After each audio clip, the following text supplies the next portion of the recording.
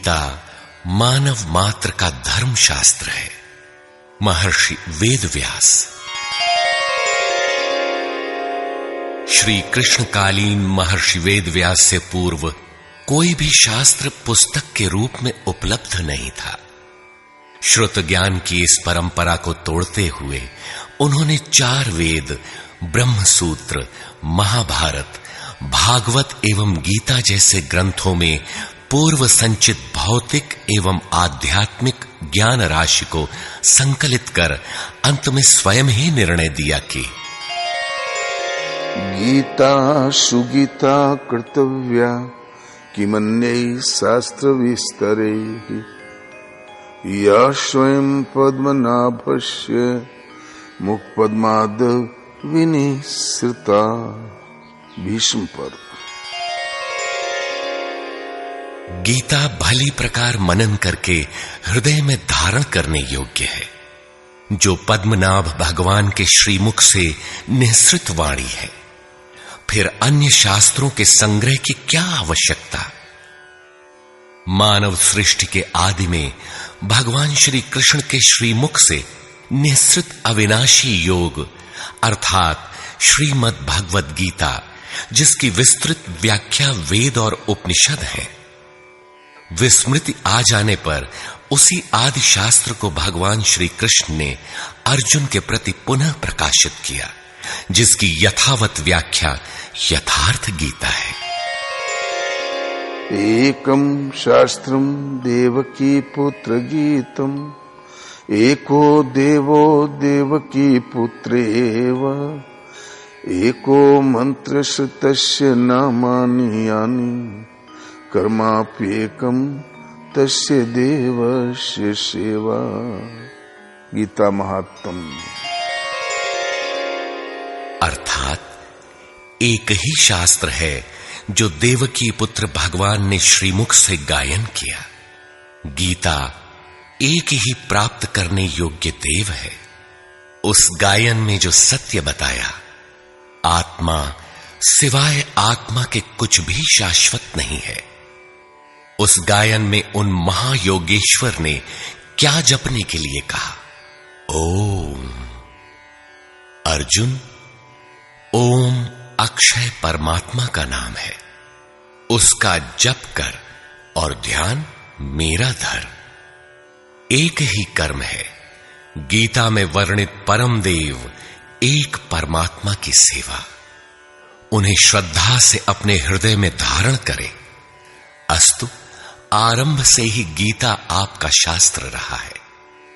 भगवान श्री कृष्ण के हजारों वर्ष पश्चात परवर्ती जिन महापुरुषों ने एक ईश्वर को सत्य बताया, गीता के ही पथ पर चलने वाले पथिक हैं, गीता के ही संदेशवाहक हैं। ईश्वर से ही लौकिक एवं पारलौकिक सुखों की कामना, ईश्वर से डरना, अन्य किसी को ईश्वर न मानना, यहां तक तो सभी महापुरुषों ने बताया। किंतु ईश्वरीय साधना, ईश्वर तक की दूरी तय करना, ये केवल गीता में ही सांगोपांग क्रमबद्ध सुरक्षित है। गीता से सुख शांति तो मिलती ही है, ये अक्षय अनामय पद भी देती है। देखिए श्रीमद् भगवद गीता की टीका, यथार्थ गीता।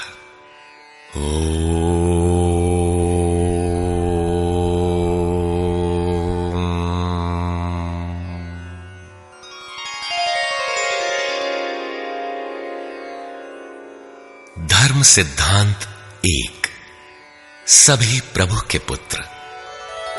ममैवांशो जीवलोके जीवभूतः सनातनः मनः षष्ठानीन्द्रियाणि प्रकृतिस्थानि कर्षति।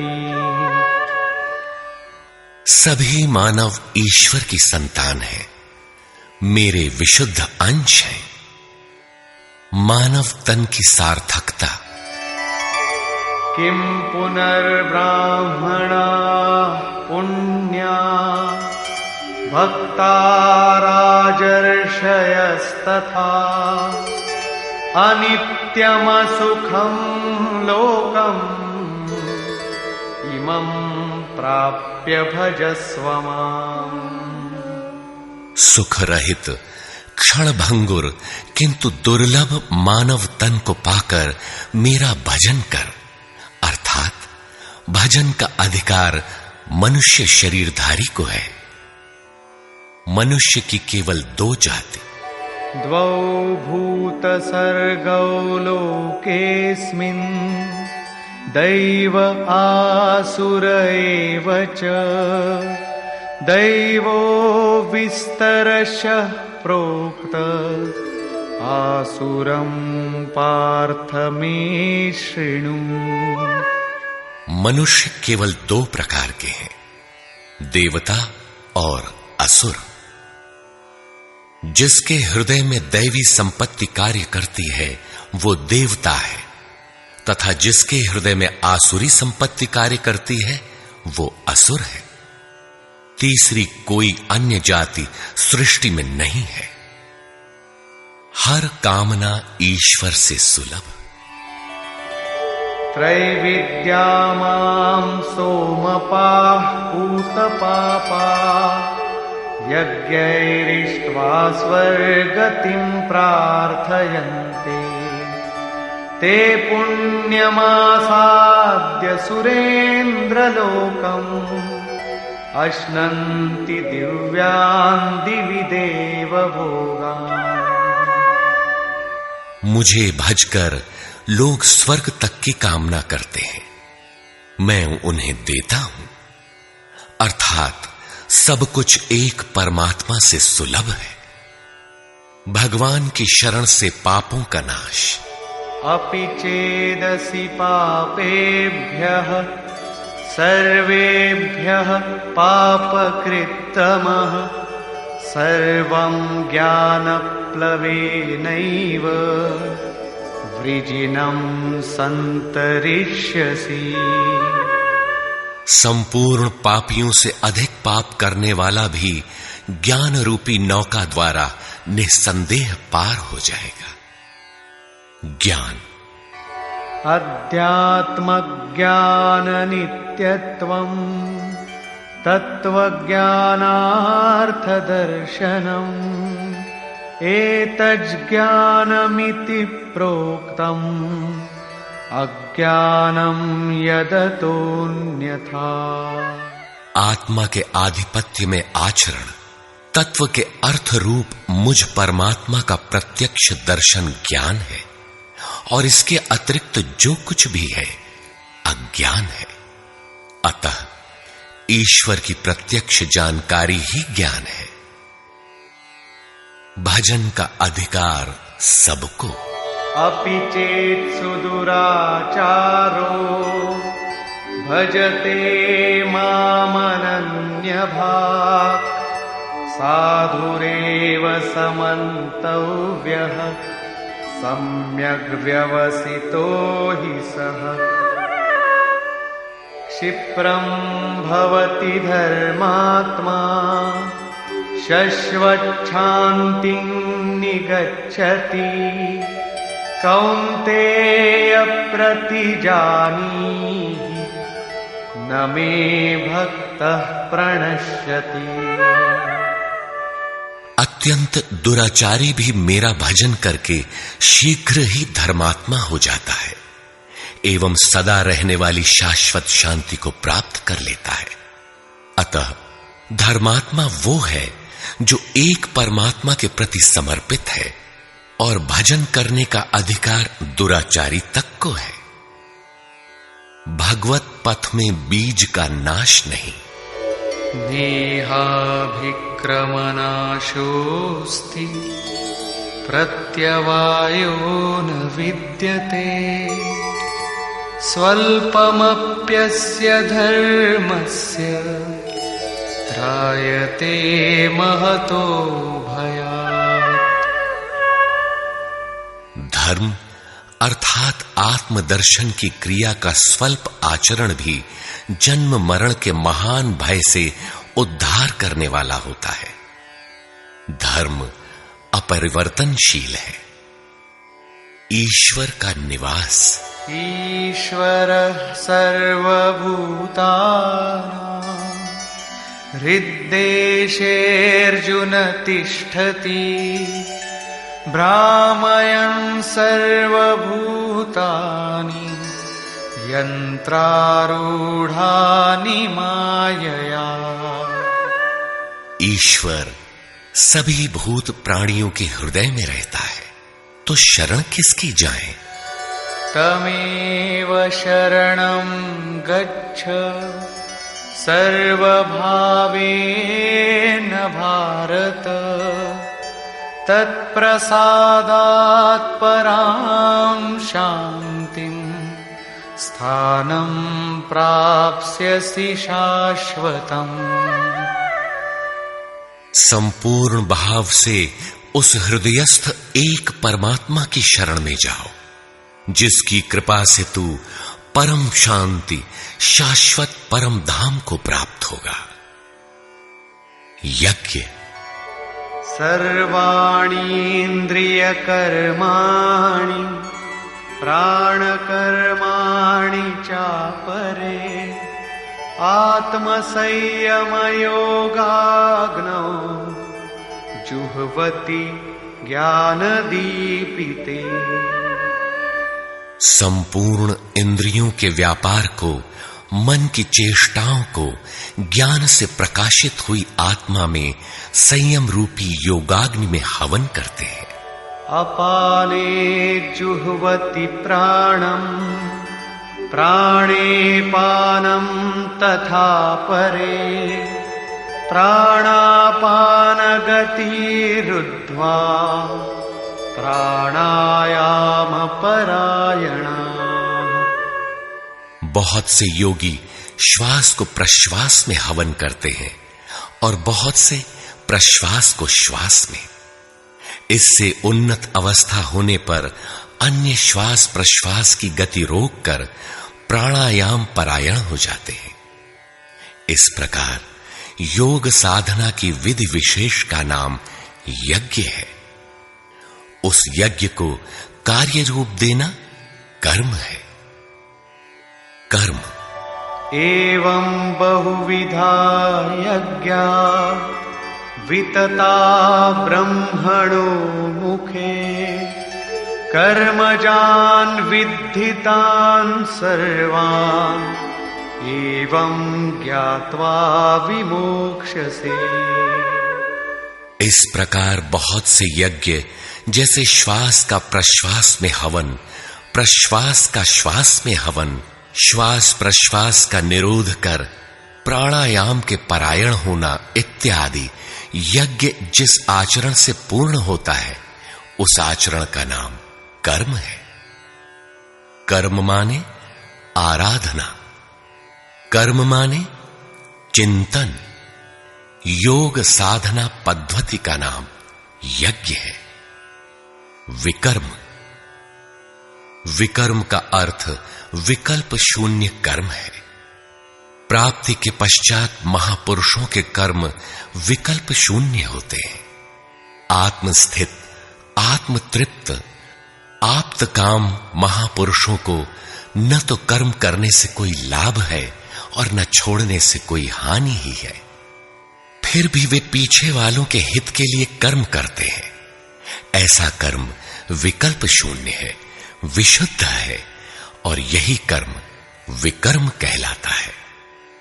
यज्ञ करने का अधिकार। यज्ञशिष्टामृत भुजो यान्ति ब्रह्म सनातनम् नायं लोकोऽस्त्य यज्ञस्य कुतोऽन्यः कुरु सत्तम। यज्ञ न करने वालों को दोबारा मनुष्य शरीर भी नहीं मिलता। अर्थात यज्ञ करने का अधिकार उन सब को है जिन्हें मनुष्य शरीर मिला है। ईश्वर देखा जा सकता है। भक्त्या त्वनन्यया शक्य अहमेवं विधोऽर्जुन ज्ञातुं द्रष्टुं च तत्त्वेन प्रवेष्टुं च परन्तप। अनन्य भक्ति के द्वारा मैं प्रत्यक्ष देखने, जानने तथा प्रवेश करने के लिए भी सुलभ हूं। आश्चर्यवत् पश्यति कश्चिदेनम्, आश्चर्यवद् वदति तथैव चान्यः, आश्चर्यवच्चैनमन्यः शृणोति, श्रुत्वाप्येनं वेद न चैव कश्चित्। इस अविनाशी आत्मा को कोई विरला ही आश्चर्य की तरह देखता है, आश्चर्य की तरह उपदेश करता है, और कोई विरला ही इसे आश्चर्य की तरह सुनता है। अर्थात ये प्रत्यक्ष दर्शन है। आत्मा ही सत्य है, सनातन है। अच्छेद्योऽयमदाह्योऽयम् अक्लेद्यो शोष्य एव च, नित्यः सर्वगतः स्थाणुः अचलोऽयं सनातनः। ये आत्मा सर्वव्यापक, अचल, स्थिर रहने वाला और सनातन है। आत्मा ही सत्य है। विधाता और उससे उत्पन्न सृष्टि नश्वर है। आब्रह्म भुवनाल्लोकाः पुनरावर्तिनोऽर्जुन, मामुपेत्य तु कौन्तेय पुनर्जन्म न विद्यते। ब्रह्मा और उससे निर्मित सृष्टि, देवता और दानव दुखों की खानी, क्षणभंगुर और नश्वर है, किंतु मेरा भक्त कभी नष्ट नहीं होता। भजन एक परमात्मा का करना चाहिए। देव पूजा। कामैस्तैस्तैर्हृतज्ञानाः प्रपद्यन्तेऽन्यदेवताः, तन्तन्नियममास्थाय प्रकृत्या नियताः स्वया। कामनाओं से जिनकी बुद्धि आक्रांत है, ऐसे मूढ़ बुद्धि ही परमात्मा के अतिरिक्त अन्य देवताओं की पूजा करते हैं। येऽप्यन्यदेवता भक्ता यजन्ते श्रद्धयान्विताः, तेऽपि मामेव कौन्तेय यजन्त्यविधिपूर्वकम्। देवताओं को पूजने वाला मेरी ही पूजा करता है, किंतु वह पूजन अविधि पूर्वक है, इसलिए नष्ट हो जाता है। यजन्ते सात्विका देवान् यक्षरक्षांसि राजसाः, प्रेतान् भूतगणांश्चान्ये यजन्ते तामसा जनाः। अर्जुन, शास्त्र विधि को त्याग कर भजने वाले सात्विक श्रद्धा वाले देवताओं को, राजस पुरुष यक्ष राक्षसों को और तामस पुरुष भूत प्रेतों को पूजते हैं, किंतु कर्षयन्तः शरीरस्थं भूतग्राममचेतसः, मां चैवान्तः शरीरस्थं तान् विद्यासुरनिश्चयान्। वे शरीर रूप से स्थित भूत समुदाय और अंतर्यामी रूप में स्थित मुझ परमात्मा को कृश करने वाले हैं। उनको तू असुर जान। अर्थात देवताओं को पूजने वाले भी आसुरी वृत्ति के अंतर्गत हैं। अधम। तानहं द्विषतः क्रूरान् संसारेषु नराधमान् क्षिपाम्यजस्रमशुभान् आसुरीष्वेव योनिषु। जो यज्ञ की नियत विधि छोड़ कल्पित विधियों से यजन करते हैं, वे ही क्रूर कर्मी, पापाचारी तथा मनुष्यों में अधम है।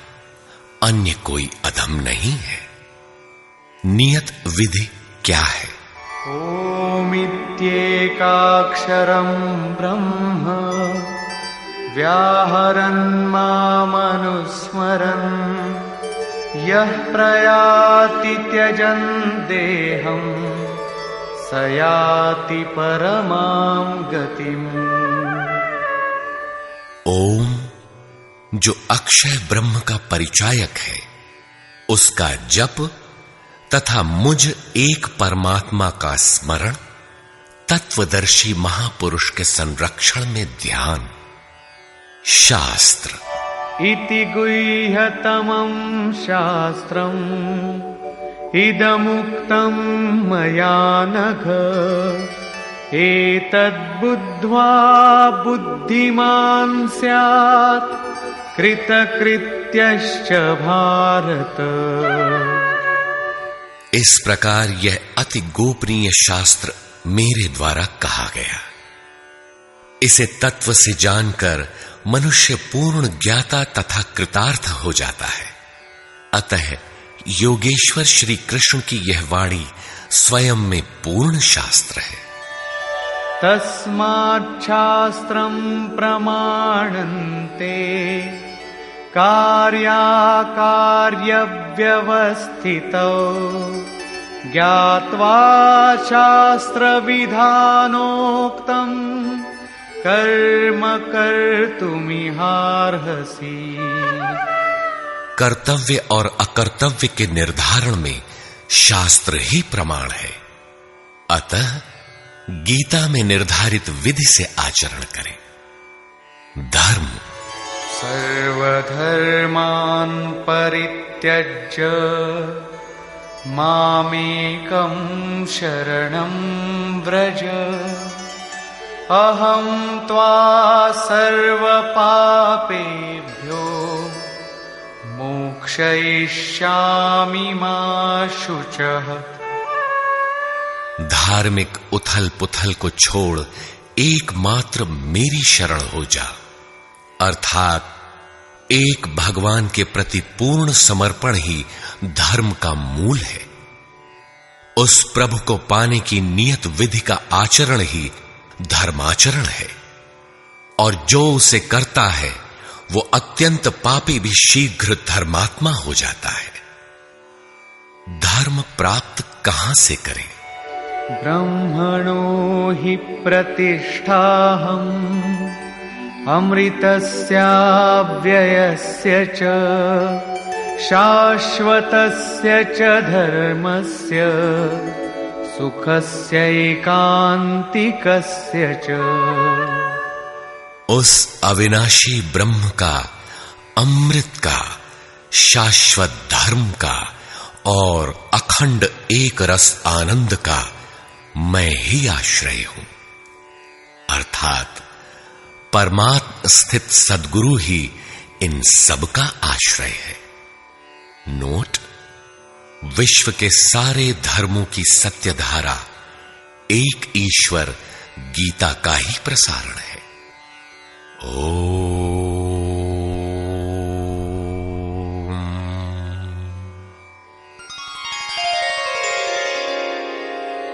प्राक कथन।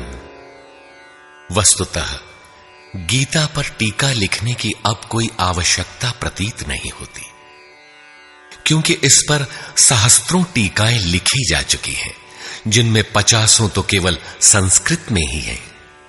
गीता को लेकर 50 मत हैं, जबकि सबकी आधारशिला एकमात्र गीता है। योगेश्वर श्री कृष्ण ने तो कोई एक बात कही होगी, फिर यह मतभेद क्यों? वस्तुतः वक्ता एक ही बात कहता है, किंतु श्रोता यदि 10 बैठे हों तो 10 प्रकार के आशय ग्रहण करते हैं। व्यक्ति की बुद्धि पर तामसी, राजसी अथवा सात्विक गुणों का जितना प्रभाव है, उसी स्तर से उस वार्ता को पकड़ पाता है। इससे आगे वो समझ नहीं पाता। अतः मतभेद स्वाभाविक है। विभिन्न मतवादों से और कभी-कभी एक ही सिद्धांत को अलग-अलग काल और भाषाओं में व्यक्त करने से साधारण मनुष्य संशय में पड़ जाता है। बहुत सी टीकाओं के बीच वह सत्य धारा भी प्रवाहित है, किंतु शुद्ध अर्थ वाली एक टीका हजारों टीकाओं के बीच रख दी जाए तो उनमें यह पहचानना कठिन हो जाता है कि यथार्थ कौन है। वर्तमान काल में गीता की बहुत सी टीकाएं हो गई हैं। सभी अपनी अपनी सत्यता का उद्घोष करती हैं, किंतु गीता के शुद्ध अर्थ से वे बहुत दूर हैं। निस्संदेह कुछ महापुरुषों ने सत्य का स्पर्श भी किया, किंतु कतिपय कारणों से वे उसे समाज के समक्ष प्रस्तुत न कर सके। श्री कृष्ण के आशय को हृदयंगम न कर पाने का मूल कारण है कि वे एक योगी थे।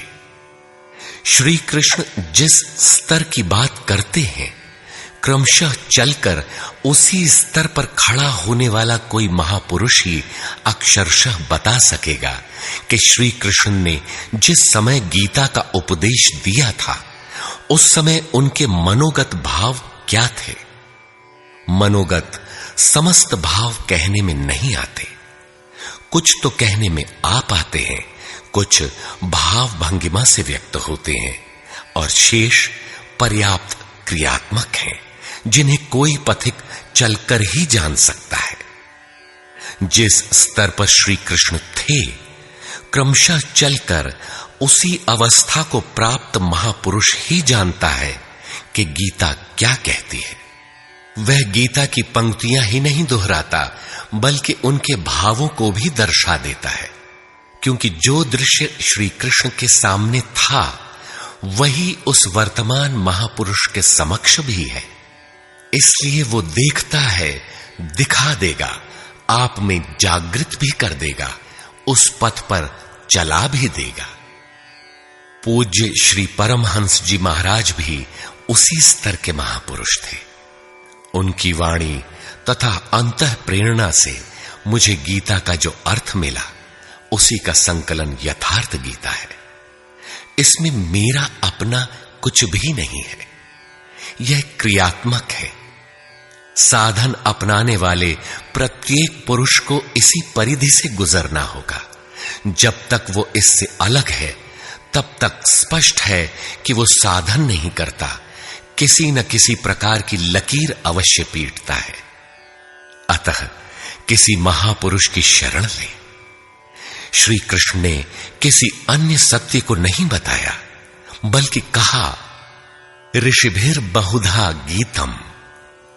ऋषियों ने अनेकों बार जिसका गायन किया है, वही कहने जा रहा हूं।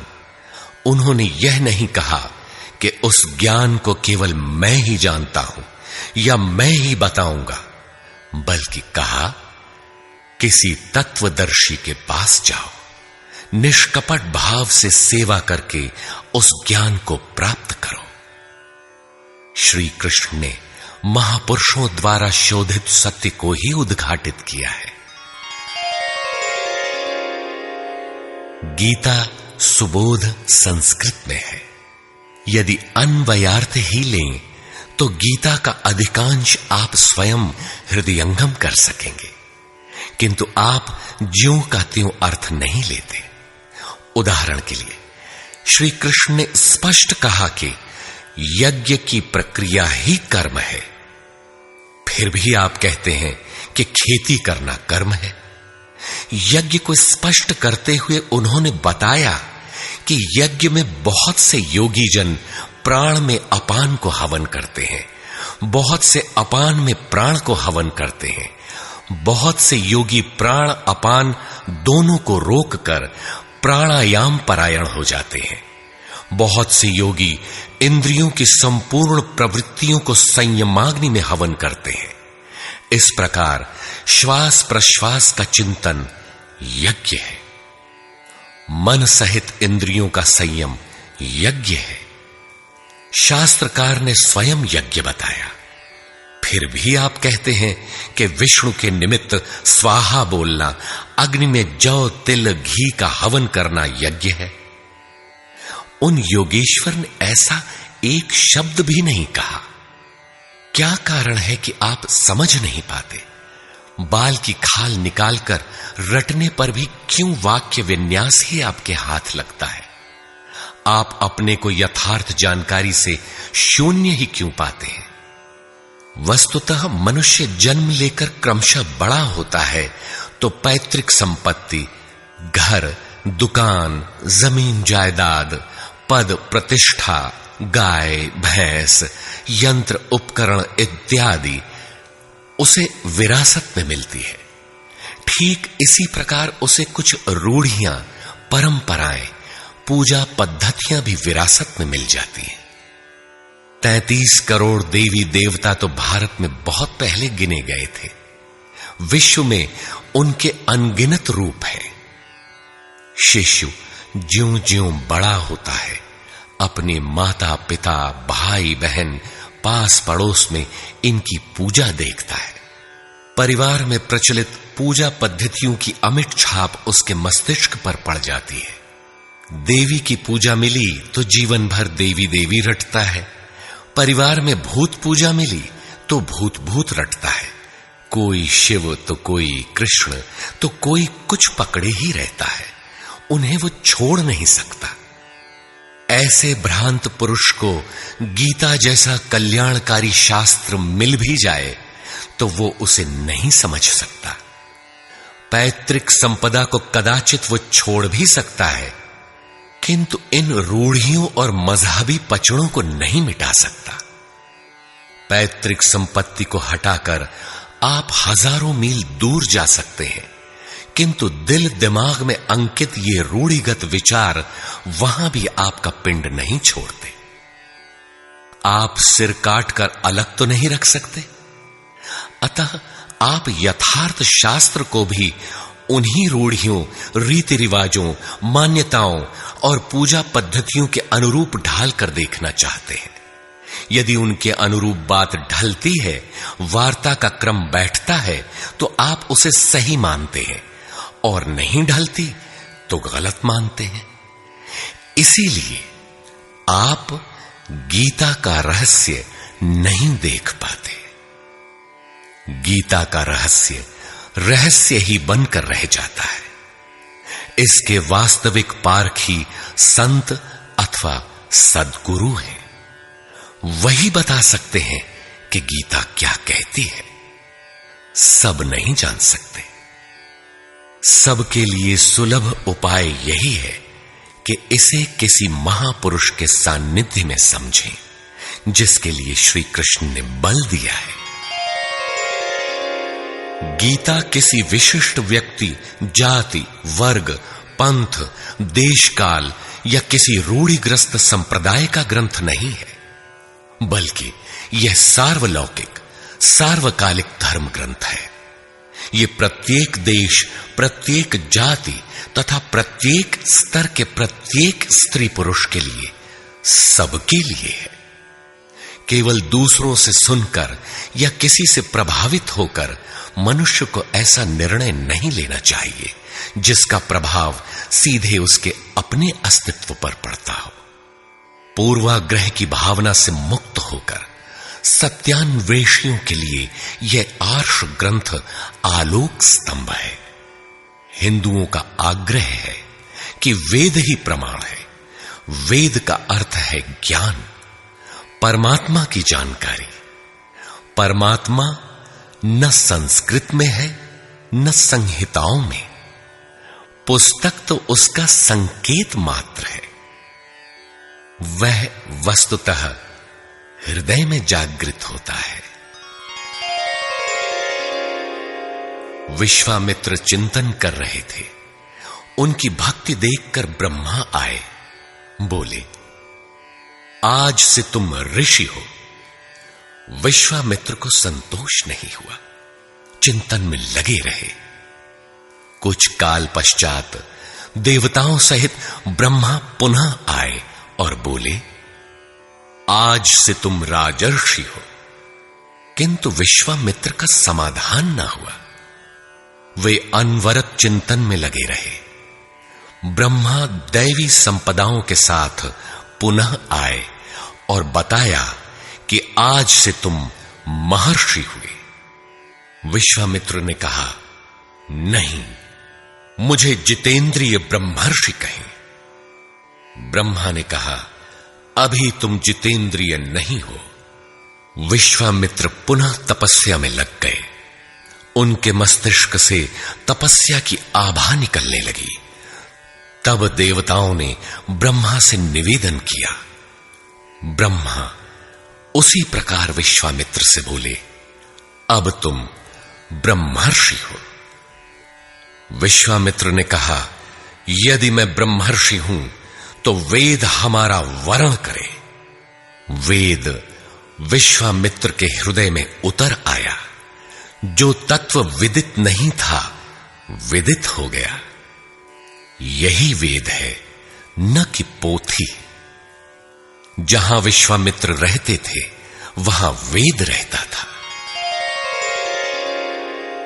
यही श्री कृष्ण भी कहते हैं कि संसार अविनाशी पीपल का वृक्ष है।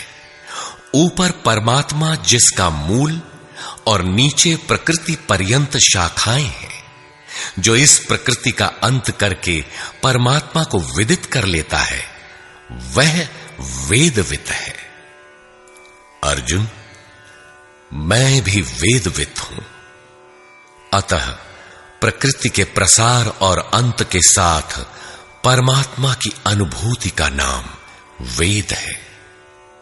यह अनुभूति ईश्वर प्रदत्त है। इसलिए वेद को अपौरुषेय कहा जाता है। महापुरुष अपौरुषेय होते हैं।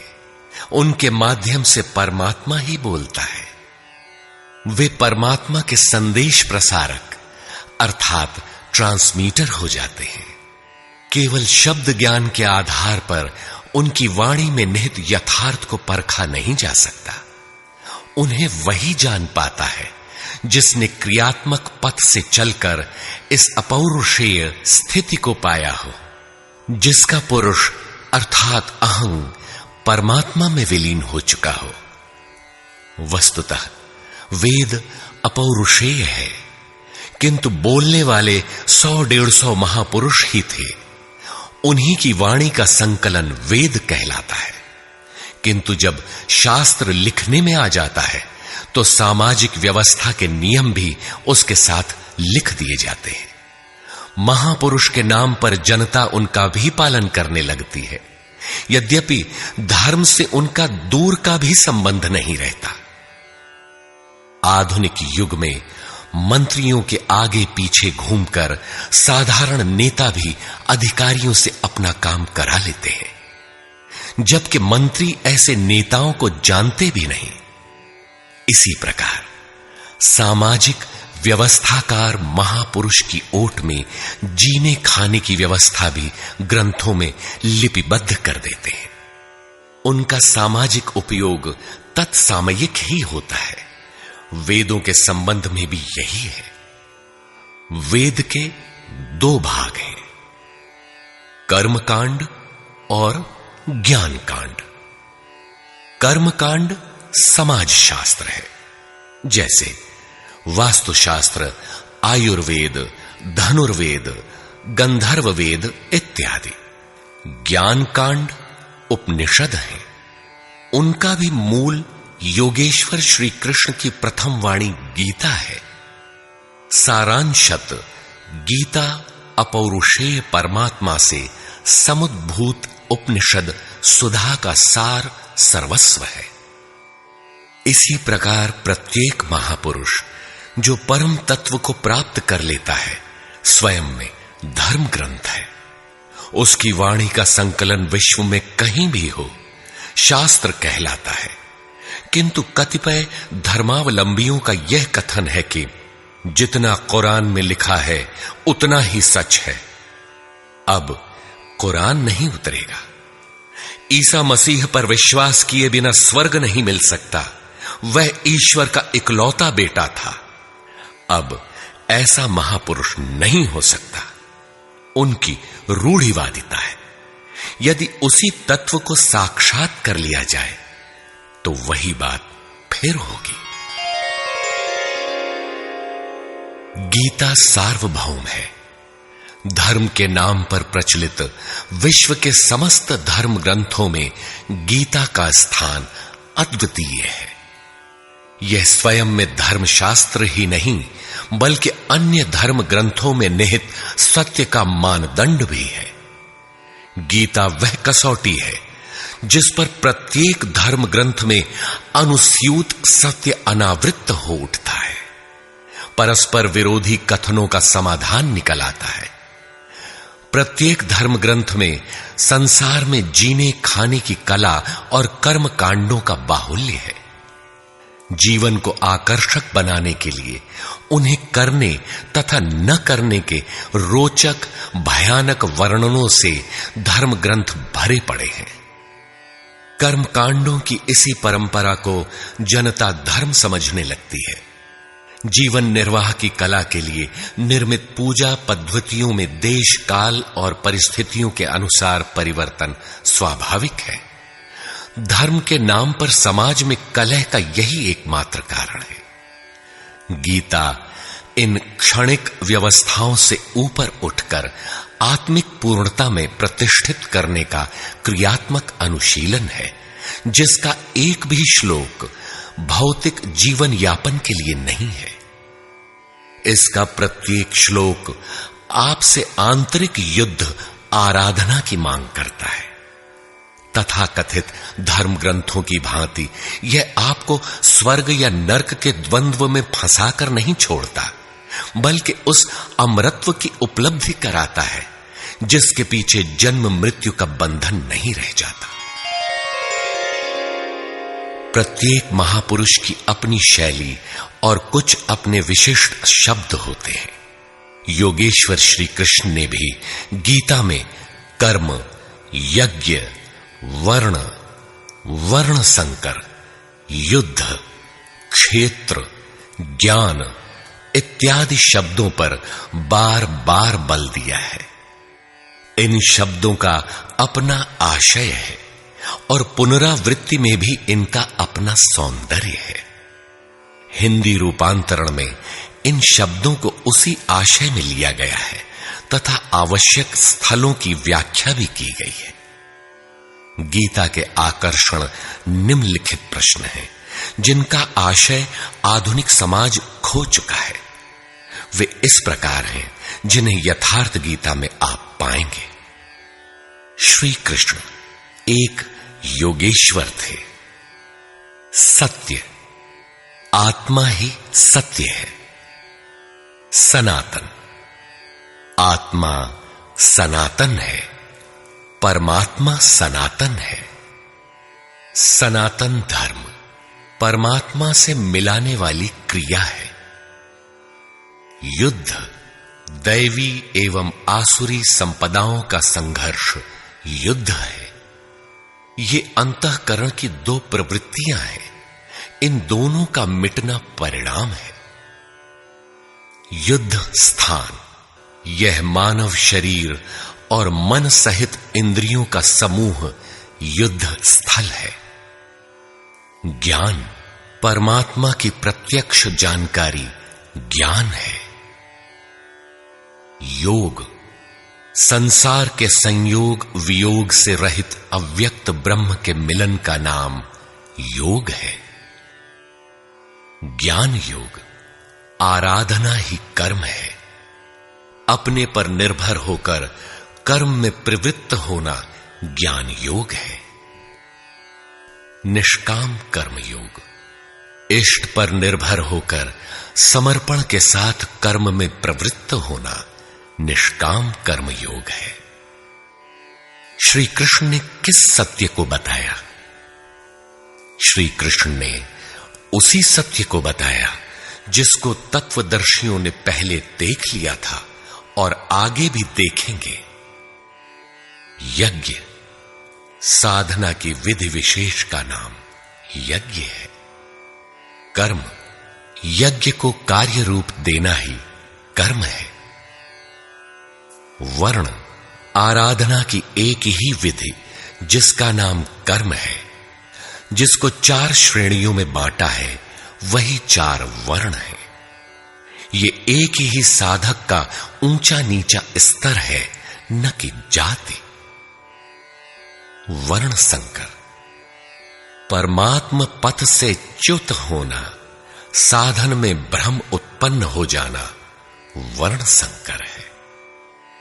मनुष्य की श्रेणी अंतःकरण के स्वभाव के अनुसार मनुष्य 2 प्रकार का होता है, एक देवताओं जैसा, दूसरा असुरों जैसा।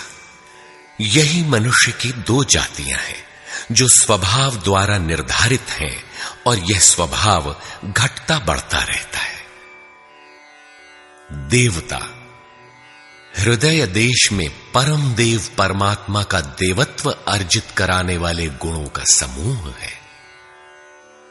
वाह्य देवताओं की पूजा कामनाओं से जिनकी बुद्धि आक्रांत है, ऐसे अविवेकी और मूढ़ बुद्धि की देन है। वे मेरे ही पुजारी हैं, किंतु अविधि पूर्वक है। अवतार व्यक्ति के हृदय में होता है, बाहर नहीं। विराट दर्शन योगी के हृदय में ईश्वर के द्वारा दी गई अनुभूति है। भगवान साधक में दृष्टि बनकर खड़े हों तभी दिखाई पड़ते हैं। पूजनीय देव इष्ट एकमात्र परात्पर ब्रह्म ही पूजनीय देव है। उसे खोजने का स्थान हृदय देश है। उसकी प्राप्ति का स्रोत उसी अव्यक्त स्वरूप में स्थित प्राप्ति वाले महापुरुष के द्वारा है। अब इनमें से योगेश्वर श्री कृष्ण का स्वरूप समझने के लिए अध्याय 3 तक आपको पढ़ना होगा, और अध्याय 13 तक आप स्पष्ट समझने लगेंगे कि श्री कृष्ण योगी थे। अध्याय 2 से ही सत्य निखर जाएगा। सनातन और सत्य एक दूसरे के पूरक हैं। ये अध्याय 2 से ही स्पष्ट होगा, वैसे पूर्ति पर्यंत चलेगा। युद्ध अध्याय 4 तक स्पष्ट होने लगेगा। 11 तक संशय निर्मूल हो जाएगा। वैसे अध्याय 16 तक देखना चाहिए। युद्ध स्थल के लिए अध्याय 13 बार बार देखें। ज्ञान अध्याय 4 से स्पष्ट होगा तथा अध्याय 13 में भली प्रकार समझ में आएगा कि प्रत्यक्ष दर्शन का नाम ज्ञान है।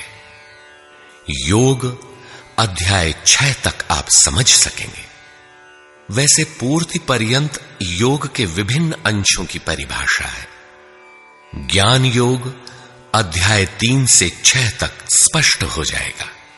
आगे देखने की कोई विशेष आवश्यकता नहीं है। निष्काम कर्म योग अध्याय 2 से आरंभ होकर पूर्ति पर्यंत है।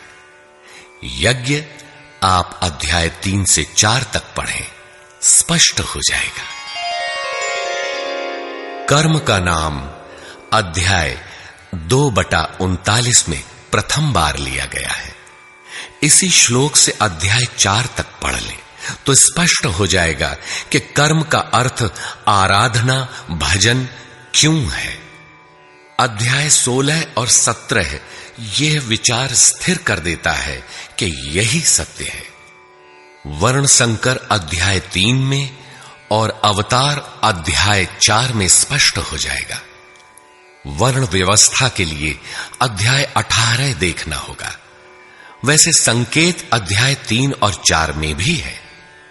मनुष्य की देवासुर जातियों के लिए अध्याय 16 द्रष्टव्य है।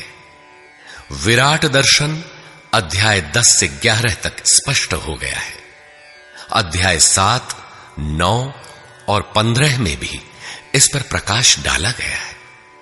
अध्याय 7, 9 और 17 में बाह्य देवताओं की अस्तित्वहीनता स्पष्ट हो जाती है। परमात्मा के पूजन की स्थली हृदय देश ही है, जिसमें ध्यान, श्वास प्रश्वास के चिंतन इत्यादि की क्रियाएं जो एकांत में बैठकर की जाती हैं। अध्याय 3, 4, 6 और 18 में स्पष्ट है। बहुत सोचने विचारने से क्या प्रयोजन है? यदि अध्याय 6 तक ही अध्ययन कर लें तो भी यथार्थ गीता का मूल आशय आपकी समझ में आ जाएगा। गीता जीविका संग्राम का साधन नहीं, अपितु जीवन संग्राम में शाश्वत विजय का क्रियात्मक प्रशिक्षण है। इसलिए युद्ध ग्रंथ है जो वास्तविक विजय दिलाता है, किंतु गीतोक्त युद्ध तलवार, धनुष, वाण, गदा और फरसे से लड़ा जाने वाला सांसारिक युद्ध नहीं है और न इन युद्धों में शाश्वत विजय निहित है। ये सत प्रवृत्तियों का संघर्ष है, जिनके रूपकात्मक वर्णन की परंपरा रही है। वेद में इंद्र और वृत्र, विद्या और अविद्या, पुराणों में देवासुर संग्राम, महाकाव्यों में राम और रावण, कौरव एवं पांडवों के संघर्ष को ही गीता में धर्म क्षेत्र और कुरुक्षेत्र, दैवी संपद एवं आसुरी संपद, सजातीय एवं विजातीय, सद्गुण एवं दुर्गुणों का संघर्ष कहा गया है। यह संघर्ष जहां होता है वह स्थान कहां है?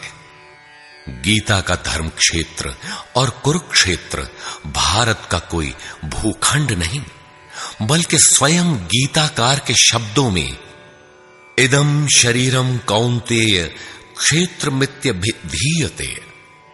कौन्तेय, यह शरीर ही एक क्षेत्र है जिसमें बोया हुआ भला और बुरा बीज संस्कार रूप से सदैव उगता है। 10 इंद्रियां, मन, बुद्धि, चित्त, अहंकार, 5 विकार और 3 गुणों का विकार इस क्षेत्र का विस्तार है। प्रकृति से उत्पन्न इन 3 गुणों से विवश होकर मनुष्य को कर्म करना पड़ता है। वह क्षण मात्र भी कर्म किए बिना नहीं रह सकता। पुनरपि जननम पुनरपि मरणम पुनरपि जननी जठरे शयनम। जन्म जन्मांतरों से करते ही तो बीत रहा है, यही कुरुक्षेत्र है। सद्गुरु के माध्यम से साधना के सही दौर में पड़कर साधक जब परम धर्म परमात्मा की ओर अग्रसर होता है, तब यह क्षेत्र धर्म क्षेत्र बन जाता है। यह शरीर ही क्षेत्र है। इसी शरीर के अंतराल में अंतःकरण की 2 प्रवृत्तियां पुरातन हैं, दैवी संपद और आसुरी संपद। दैवी संपद में है पुण्य रूपी पांडु और कर्तव्य रूपी कुंती। पुण्य जागृत होने से पहले मनुष्य जो कुछ भी कर्तव्य समझकर करता है, अपनी समझ से वह कर्तव्य ही करता है, किंतु उससे कर्तव्य होता नहीं, क्योंकि पुण्य के बिना कर्तव्य को समझा ही नहीं जा सकता। कुंती ने पांडु से संबंध होने से पूर्व जो कुछ भी अर्जित किया वह था कर्ण। आजीवन कुंती के पुत्रों से लड़ता रह गया। पांडवों का दुर्धर्ष शत्रु यदि कोई था तो वह था कर्ण। विजातीय कर्म ही कर्ण है, जो बंधनकारी है, जिससे परंपरागत रूढ़ियों का चित्रण होता है। पूजा पद्धतियां पिंड नहीं छोड़ती। पुण्य जागृत होने पर धर्म रूपी युधिष्ठिर, अनुराग रूपी अर्जुन, भाव रूपी भीम, नियम रूपी नकुल, सत्संग रूपी सहदेव, सात्विकता रूपी सात्यकी, काया में सामर्थ्य रूपी काशीराज, कर्तव्य के द्वारा भव पर विजय कुंती भोज इत्यादि इष्टोन्मुखी मानसिक प्रवृत्तियों का उत्कर्ष होता है, जिनकी गणना 7 अक्षौहिणी है। अक्ष दृष्टि को कहते हैं। सत्यमयी दृष्टिकोण से जिसका गठन है वह है दैवी संपद। परम धर्म परमात्मा तक की दूरी तय कराने वाली ये 7 सीढ़ियां, 7 भूमिकाएं हैं, न कि कोई गणना विशेष। वस्तुतः ये प्रवृत्तियां अनंत हैं। दूसरी ओर है कुरुक्षेत्र, जिसमें 10 इंद्रियां और 1 मन 11 अक्षौहिणी सेना है। मन सहित इंद्रियमयी दृष्टिकोण से जिसका गठन है वह है आसुरी संपद, जिसमें है अज्ञान रूपी धृतराष्ट्र, जो सत्य को जानते हुए भी अंधा बना रहता है। उसकी सहचारिणी है गांधारी, इंद्रिय आधार वाली प्रवृत्ति। इनके साथ हैं मोह रूपी दुर्योधन, दुर्बुद्धि रूपी दुःशासन, विजातीय कर्म रूपी कर्ण, भ्रम रूपी भीष्म, द्वैत के आचरण रूपी द्रोणाचार्य, आसक्ति रूपी अश्वत्थामा, विकल्प रूपी विकर्ण, अधूरी साधना में कृपा के आचरण रूपी कृपाचार्य, और इन सब के बीच जीव रूपी विदुर है, जो रहता है अज्ञान में, किंतु दृष्टि सदैव पांडवों पर है। पुण्य से प्रवाहित प्रवृत्ति पर है, क्योंकि आत्मा परमात्मा का शुद्ध अंश है। इस प्रकार आसुरी संपद भी अनंत है। क्षेत्र एक ही है, यह शरीर, इसमें लड़ने वाली प्रवृत्तियां 2 हैं। एक प्रकृति में विश्वास दिलाती है, नीच अधम योनियों का कारण बनती है, तो दूसरी परम पुरुष परमात्मा में विश्वास और प्रवेश दिलाती है। तत्वदर्शी महापुरुष के संरक्षण में क्रमशः साधन करने पर दैवी संपत्ति का उत्कर्ष और आसुरी संपत्ति का सर्वथा शमन हो जाता है। जब कोई विकार ही नहीं रहा, मन का सर्वथा निरोध और निरुद्ध मन का भी विलय हो जाता है, तो दैवी संपत्ति की आवश्यकता समाप्त हो जाती है। अर्जुन ने देखा कि कौरव पक्ष के अनंतर पांडव पक्ष के योद्धा भी योगेश्वर में समाहित हो रहे हैं। पूर्ति के साथ दैवी संपत्ति भी विलीन हो जाती है। अंतिम शाश्वत परिणाम निकल आता है। इसके पश्चात महापुरुष यदि कुछ करता है तो केवल अनुयायियों के मार्गदर्शन के लिए ही करता है। लोक संग्रह की इसी भावना से महापुरुषों ने सूक्ष्म मनोभावों का वर्णन उन्हें ठोस स्थूल रूप देकर किया है। गीता छंदोबद्ध है, व्याकरण सम्मत है, किंतु इसके पात्र प्रतीकात्मक हैं। अमूर्त योग्यताओं के मूर्त रूप मात्र है। गीता के आरंभ में 30-40 पात्रों का नाम लिया गया है, जिनमें आधे सजातीय हैं, आधे विजातीय। कुछ पांडव पक्ष के हैं, कुछ कौरव पक्ष के। विश्व रूप दर्शन के समय इनमें से 4-6 नाम पुनः आए हैं, अन्यथा संपूर्ण गीता में इन नामों की चर्चा तक नहीं है। एकमात्र अर्जुन ही ऐसा पात्र है जो आरंभ से अंत तक योगेश्वर के समक्ष है। वह अर्जुन भी केवल योग्यता का प्रतीक है, न कि व्यक्ति विशेष। गीता के आरंभ में अर्जुन सनातन कुल धर्म के लिए विकल है, किंतु योगेश्वर श्री कृष्ण ने इसे अज्ञान बताया और निर्देश दिया कि आत्मा ही सनातन है, शरीर नाशवान है, इसलिए युद्ध कर। इस आदेश से यह स्पष्ट नहीं होता कि अर्जुन कौरवों को ही मारे। पांडव पक्ष के भी शरीरधारी ही तो थे, दोनों ओर संबंधी ही तो थे। संस्कारों पर आधारित शरीर क्या तलवार से काटने पर समाप्त हो सकेगा? जब शरीर नाशवान है, जिसका अस्तित्व है ही नहीं, तो अर्जुन कौन था?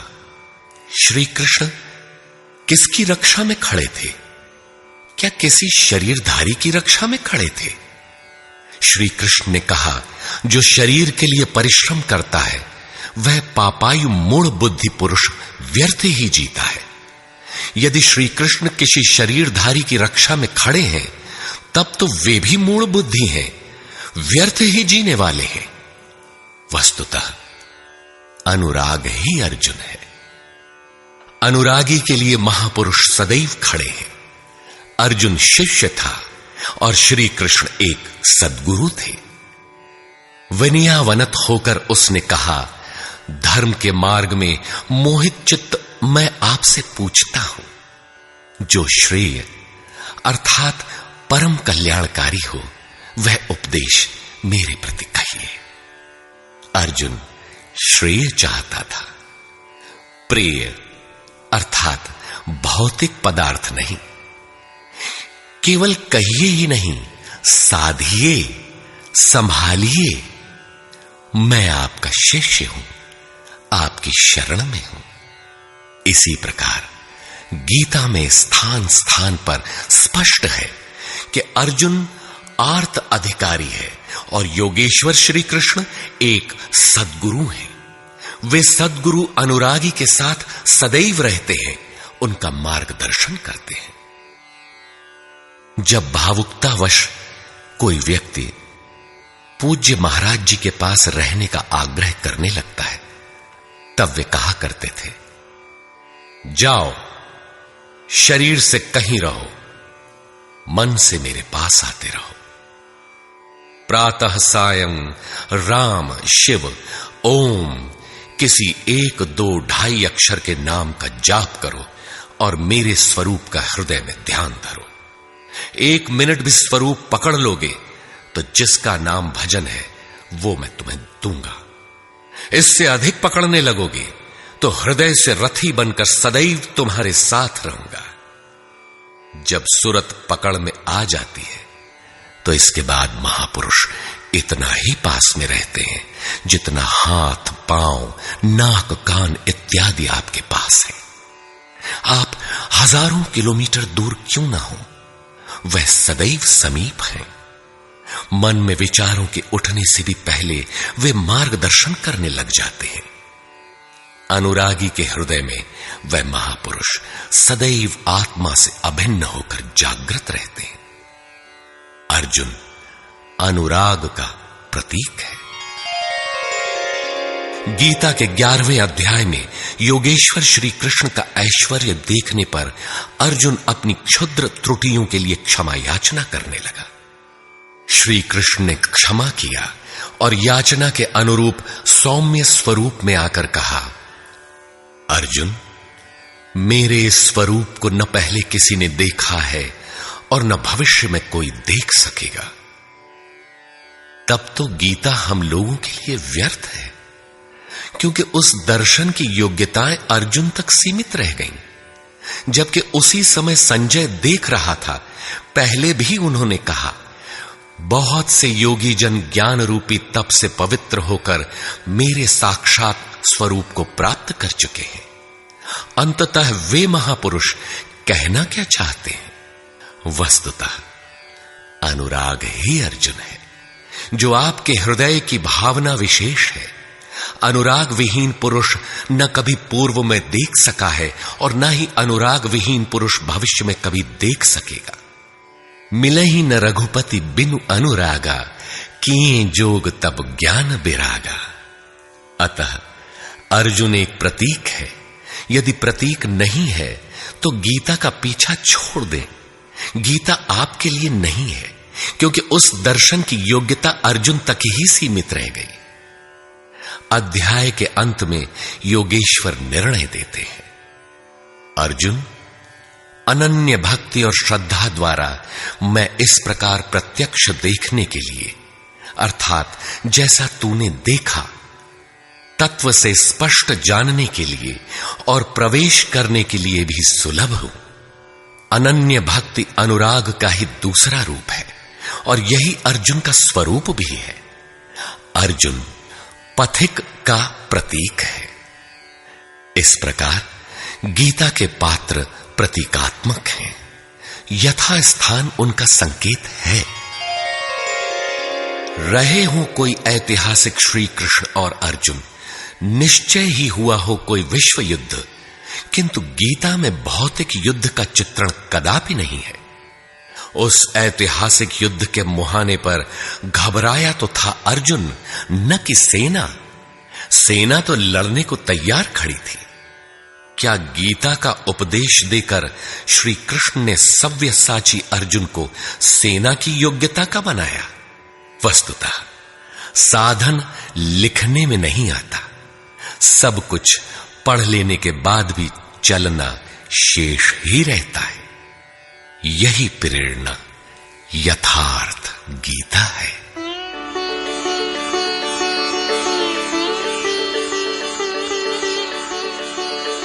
सद्गुरु कृपाश्रयी जगत बंधु स्वामी अड़गड़ानंद जी। श्री गुरु पूर्णिमा 24 जुलाई 1983 ईस्वी।